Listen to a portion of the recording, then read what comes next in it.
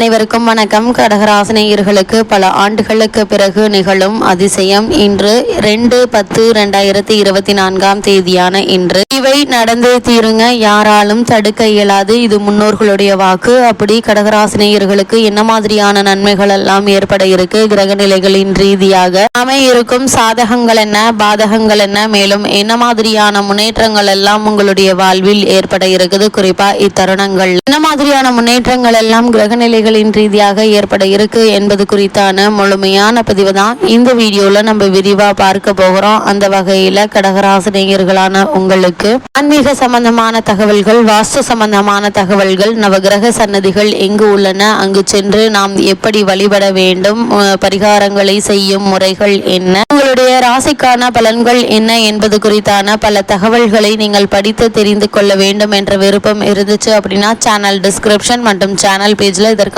Link கொடுத்திருக்கோம். அந்த லிங்கை கிளிக் பண்ணி படித்தும் தெரிந்து கொள்ளலாம். வாங்க இப்ப வீடியோக்குள்ள போலாம். கடகராசினியர்களை பொறுத்த வரைக்கும் இந்த 2/10/2024 இன்றைய தினம் மகாலய அமாவாசை மட்டுமில்லாமல் சூரிய கிரகணமும் இணைந்து வருகிறதுங்க. அதாவது சூரிய கிரகண சூரியனை பொறுத்தவரை பிதர்காரகன், அதாவது தந்தை வழியை குறிக்கக்கூடியவன் என்று சொல்வார்கள். அப்படி இந்த சூரிய கிரகணம் நிகழக்கூடிய இத்தருணங்கள்ல முன்னோர்களுக்கு திதி தர்ப்பணம் கொடுப்பது நல்லது. அதே போல் மகாலய அமாவாசையான இன்றைய தினத்தில் முன்னோர்களை வழிபட்டு அவர்களுடைய ஆசை கிடைக்கக்கூடிய ஒரு நாளா அமைஞ்சிருக்குதுங்க. அப்படிப்பட்ட இன்றைய நாள்ல என்ன மாதிரியான நன்மைகள் எல்லாம் ஏற்பட இருக்குது, குறிப்பா இந்த சூரிய கிரகணத்தை பற்றி சற்று விரிவாக தெரிந்து கொள்வோம். சூரிய கிரகணத்தை பொறுத்த வரைக்கும் இந்த ஆண்டினுடைய 2வது சூரிய கிரகணம் அக்டோபர் 2, 2024 அன்று திட்டமிடப்பட்டுள்ளதுங்க. இது சர்வ பித்ரு அமாவாசை, அதாவது மகாலய அமாவாசையான இன்றைய நாள்ல நடைபெற இருக்குது. சந்திர கிரகணத்திற்கு 15 நாட்களுக்கு பிறகு இது வலய சூரிய கிரகணமாக இருக்குங்க. இந்த மதத்தில் சூரிய கிரகணத்தின் முக்கியத்துவம் முக்கிய பங்கு வகிக்குதுங்க. அமாவாசை அன்று எப்போதும் சூரிய கிரகணம் நிகழும் என்று ஜோதிட சாஸ்திரம் கூறுகிறது. சூரிய கிரகணத்திற்கு 12 மணி நேரத்திற்கு முன் இந்த காலகட்டம் தொடங்குதுங்க. இந்த ஆண்டு சந்திர கிரகணத்திற்கு 15 நாட்களுக்கு பிறகு அக்டோபர் 2, 2024 அன்று சர்வ பித்ரு அமாவாசையான மகாலய அமாவாசை, அதாவது முன்னோரின் அமாவாசை நாள் வரும். இந்த ஆண்டின் 2வது சூரிய கிரகணமும் இணைந்து வருகிறதுங்க. இந்த சூரிய கிரகணம் அப்படின்னா என்ன என்று பார்க்கும்போது சூரியனுக்கும் பூமிக்கும் முன்னால் சந்திரன் நகரும் போது வளைய சூரிய கிரகணம் நிகழும். சூரிய கிரகணங்கள் அல்லது சூத காலங்கள் மத கண்ணோட்டத்தில் துரதிருஷ்டவசமாக கருதப்படுகிறதுங்க. அந்த வகையில இந்த ஆண்டு சந்திர கிரகணத்திற்கு 15 நாட்களுக்கு பிறகு அக்டோபர் 2, 2024 அன்று சர்வ பித்ரு அமாவாசை என்று சொல்லக்கூடிய மகாலய அமாவாசை நாள் வருகிறதுங்க. இந்த ஆண்டின் 2வது சூரிய கிரகணமும் இதே நாளில் தருகிறதுங்க. சூரியனுக்கும் பூமிக்கும் முன்னால் சந்திரன் நகரும் போது வளைய சூரிய கிரகணம் நிகழுங்க. சூரிய கிரகணங்கள் அல்லது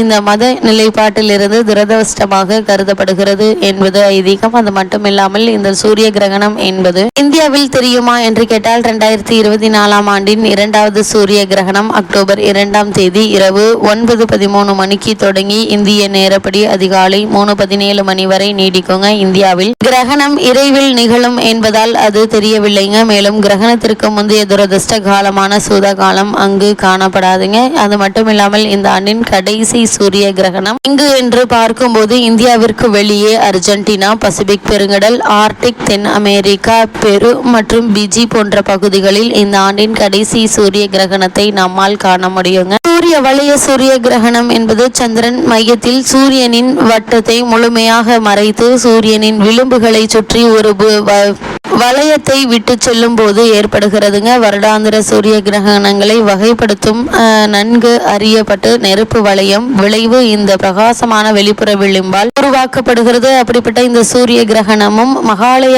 அமாவாசையும் இணைந்து வரக்கூடிய இந்த நாள்ல கடகராசினியர்களுக்கு கிரகங்களுடைய சஞ்சார நிலைகள் என்ன என்று பார்க்கும்போது ரிஷபத்தில் குரு பகவானும், மிதுனத்தில் செவ்வாயும், கன்னியில் சூரியன், சந்திரன், புதன், கேது ஆகிய கிரகங்கள் இணைந்து சஞ்சரிக்கிறாங்க. துலாம் ராசியில் சுக்கிரனும், கும்பத்தில் சனி வக்ரகதியிலும், மீனத்தில் ராகுவும் சஞ்சரிக்கிறாங்க. இந்த கிரகங்களுடைய சஞ்சார நிலைகளின் காரணமாக கடகராசினியர்களுடைய வாழ்வில் மேலும் என்ன மாதிரியான சாதகங்கள் எல்லாம் ஏற்பட இருக்கு என்று பார்க்கும்போது சில முக்கியமான கிரகங்கள் உங்களுக்கு இந்த தருணங்கள்ல சாதகமாகவே இருப்பதால அஷ்டம சனியினுடைய கஷ்டத்தை மிக எளிதாக சமாளித்து விடுவீங்க. குடும்பத்தில் ஒற்றுமை அதிகரிக்குங்க. இவ்வளவு நாட்களாக குடும்பத்தில் ஏற்பட்டு வந்த சண்டை சச்சரவுகள், பாக பிரிவினைகள் நீங்கி நல்ல ஒரு முன்னேற்றம் ஏற்பட இருக்குது. உங்களுடைய ராசிக்கு 3ஆம் இடத்தில் உள்ள கேது உங்களுடைய எண்ணங்களை வெற்றிகரமாக மாற்றி கொடுக்கக்கூடிய ஒரு தருணமா அமைஞ்சிருக்குதுங்க. உங்களுடைய ராசிக்கு 11ஆம் இடத்தில் குருவும் 4ஆம் இடத்தில் சுக்கிரனும் பலத்தோடு இருப்பதால் செய்யும் முயற்சிகள்ல பலன் கிடைக்குங்க. ஆண்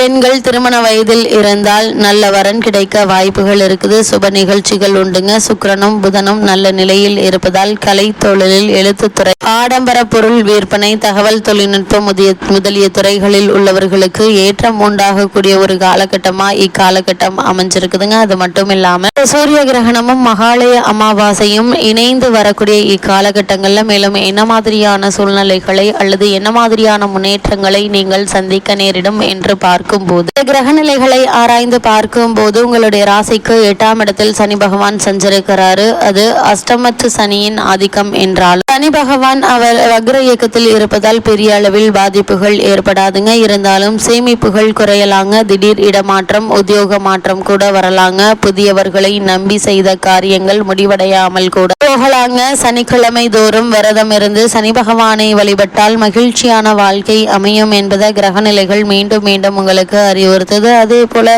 இந்த கும்பராசியில் சஞ்சரிக்கும் சனி பகவான் இந்த காலகட்டம் முழுவதுமே வக்ர இயக்கத்தில் இருக்கிறாரு. உங்களுடைய ராசிக்கு 7, 8 ஆகிய இடங்களுக்கு அதிபதியானவர் சனி. அஷ்டமாதிபதியான அவர் வக்ரம் பெறுவதால் அதன் கடுமை குறையுங்க. அதே நேரம் சப்தமாதிபதியாகவும் சனி இருப்பதால் குடும்ப பிரச்சனைகள் அடிக்கடி தலை தூக்கும் என்பதையும் கிரகநிலைகள் அறிவுறுத்தது. நிழல் போல கடன் சுமை தொடருங்க. எதையும் திட்டமிட்டு செய்ய இயலாது. திடீர் உடல்நல குறைவால் அவதிப்படுவீங்க. தொழில் பங்குதாரர்கள் விலகுவதாக சொல்லி அச்சுறுத்துவாங்க. உத்தியோகத்தை பொறுத்த வரைக்கும் உயர் அதிகாரிகளில் உங்களுடைய திறமைக்குரிய அங்கீகாரத்தை வழங்க மாட்டாங்க. எதிரிகளின் பலம் அதிகரிக்குங்க. இந்த நேரத்தில் உங்களுடைய முன்னேற்றத்தை பற்றி மற்றவர்களிடம் நீங்கள் பகிர்ந்து கொள்ள வேண்டாங்க. நீங்கள் உண்டு, உங்களுடைய வேலை உண்டு என்றிருப்பது நல்லது. அதே போல் கடகராசினியர்களை பொறுத்த வரைக்கும் சகாயஸ்தானாதிபதியான புதன் உச்சம் பெறுவது நல்ல நேரம்தான் என்றாலும் விரையாதிபதியாகவும் புதன் இருப்பதால் எதிர்பாராத விரயங்கள் வந்து சேருங்க. இது போன்ற காலகட்டத்தில் இல்லத்திற்கு தேவையான விலை உயர்ந்த பொருட்களை வாங்குவதும், இடம் பூமி வாங்குவதும், கட்டிய மனையை பழுது பார்ப்பது, கல்யாண காரியங்களில் முடிவெடுப்பது போன்ற சுப விரயங்களை நீங்கள் மேற்கொள்ளலாங்க. இதனால் நல்ல ஒரு முன்னேற்றம் ஏற்படுவதற்கான வாய்ப்புகள் இருக்கு. அதே போல் துலாம் ராசியில் சுக்கிரன் சஞ்சரிக்கிறாரு. துலாம் ராசியில், அதாவது அது சுக்கிரனுடைய சொந்த வீடான துலாம் ராசியில் சஞ்சரிப்பது எண்ணற்ற நன்மைகளை ஏற்படுத்துங்க. உங்களுடைய ராசிக்கு 4, 11 ஆகிய இடங்களுக்கு அதிபதியானவர் சுக்கிரன். அவர் சுகஸ்தானத்தில் பலம் பெற்று இருக்கும் போது நல்ல காரியங்கள் பலவும் இல்லத்தில் நடைபெறுங்க. தாய் வழி ஆதரவு திருப்தி தருங்க. பாக பிரிவினைகள், பஞ்சாயத்துகள் சாதகமாக அமையுங்க. பக்கபலமாக இருக்கும் நண்பர்கள் உங்களுடைய பண தேவைகளை பூர்த்தி செய்வார்கள். ஆடை ஆபரண சேர்க்கை உண்டுங்க. உத்தியோகத்தில் பணி நிரந்தரம் பற்றிய தகவல்கள் உங்களுக்கு கிடைப்பதற்கான வாய்ப்புகள் இருக்கு. கடகராசினியர்களுக்கு இந்த சூரிய கிரகணம் மற்றும் மகாலய அமாவாசை ஆகியவை இணைந்து வரக்கூடிய தருணங்கள்ல கிரகநிலைகளின் ரீதியாக கூறப்படும் பரிகாரம் என்ன என்று பார்க்கும் போது, இந்த காலகட்டங்களில் பெருமாள் மற்றும் லட்சுமி வழிபாடு பெருமையை சேர்க்கும் என்பதை கிரகநிலைகள் உங்களுக்கு தெளிவுபடுத்துது.